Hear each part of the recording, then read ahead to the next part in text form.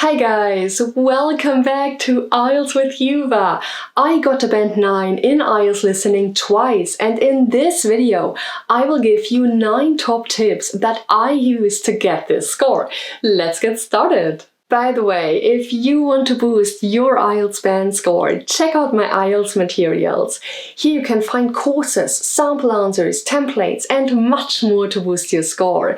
To access the IELTS materials, click on the link in the description. And if you like videos about the IELTS, hit the like button and subscribe to this channel so that you don't miss the next video. Tip number 1 is read the questions. You will have some time before the section starts.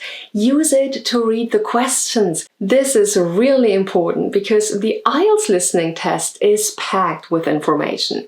If you read ahead, you can identify what information you need to look for. It really helps you find the answers to the questions.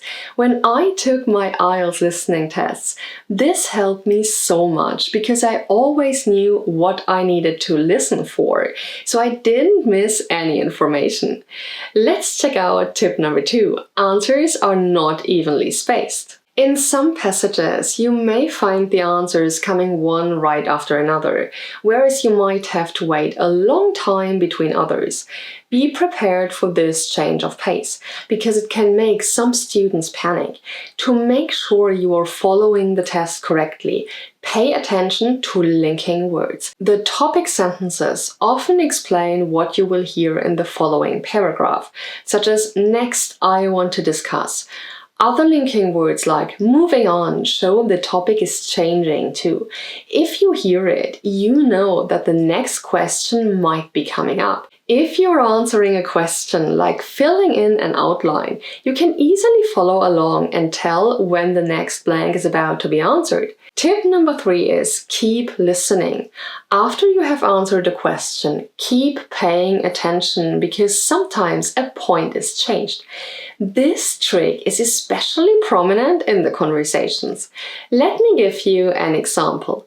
Let's say you're asked when 2 people are going to meet. The students are talking about meeting at the library. One says, "I will see you tomorrow morning at 10. The other replies, "Sure, I will put 10 on the calendar." It's logical to mark the answer as 10 a.m. However, the conversation may continue with one student saying, "Oh, it's Saturday and the library doesn't open until noon." The other student answers, "Okay, let's meet then." Do you see that the time changed? The correct answer is noon. You can also write it like this and it's correct. Whichever you write, it's essential to keep listening. Let's have a look at tip number 4. Be aware of paraphrasing. While I'm talking about listening, I should mention that the wording in the question is almost never exactly the same as it's spoken in the text. The listening section uses a lot of vocabulary that is paraphrased, so you can't listen for keywords. Instead, you should listen for answers to ideas. I like to ask myself what the question needs. For example, I may see a who question, or I may need to answer why if the question is about a reason. Identifying what the question needs for an answer helps me listen for the correct information. Next, be aware that answer choices may not be in order. This means that the options in the answer choices may not be in the exact order they are introduced in the passage. For example, a list may have points in alphabetical order. You may want to listen for the correct answer and then look for it in the list, rather than keep checking the list as you are listening. We will move on to tip number 6. Pay attention to word limits. Many of the questions ask you to write an answer that you hear, and they often say how many words you can write. If you hear 2 or less, then don't write 3 words. Otherwise, the answer is wrong. A number is considered 1 word. A hyphenated word like self-control is also 1 word. If you want to know how words are counted in IELTS listening, check out my video about that. The link is in the description. Particles like a or the are also 1 word. If you need to write less than 2, a rare bird is too long and you will not get credit, even if the answer really is a bird that is rare. Note that if you are completing sentences, the words around the blank can give you a clue to what is needed too. For example, it was completed in the. This sentence cannot be completed with a year because you don't say in the 2023. Instead, you might say in the winter. Let's go on with the next tip. Guys, spelling is essential. If the word is incorrect, then you don't get a point for it. You need to write neatly on the paper version so that you get credit for what you wrote.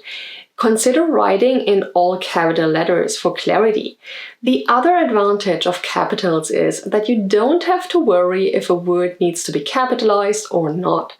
Now that I said that spelling is important, you may wonder because British and American English have different spellings for some words. You will get full points if you spell it right, no matter which version you use. For example, you will get full credit for writing color or color. It doesn't matter if the speaker was speaking in an American accent or a British accent. Tip number 8 is watch out for plurality and verb tense. This point includes both spelling and grammar. If the answer needs to be plural and you make it singular, then you get it wrong. The IELTS test designers know that lots of non-native speakers have a hard time hearing the S that shows a word is plural, and so some questions are written to tell if you know the difference. Similarly, if you write the verb in the wrong tense or don't use the proper subject-verb agreement, you will get the point wrong. Look at this sentence. 5 years ago, the government, the program. You can tell from the context 5 years ago that and is not a correct answer. Even though the idea is and, you will get this question wrong. Finally, this, guys, is important to know. It's okay to guess. If you don't hear the answer, whatever you do, don't panic. If you panic, you may miss the next question too. Instead, narrow down the answers as much as you can, then guess. You might not get it right. That's fine. You won't lose any points for a guess. Plus, you could be lucky and get it correct. It doesn't hurt and it may help. Don't forget that plenty of practice before the test is the best way to boost your IELTS listening score. Use my tips and boost your score. That's it. That's 9 top tips I used for getting a band 9 on IELTS listening twice. I hope this video was helpful to you guys. If you have any questions or a video wish, comment below and I would love to see you here next time. Bye bye! By the way, if you want to boost your IELTS band score, check out my IELTS materials.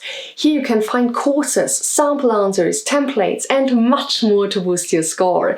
To access the IELTS materials, click on the link in the description. And if you like videos about the IELTS, hit the like button and subscribe to this channel so that you don't miss the next video.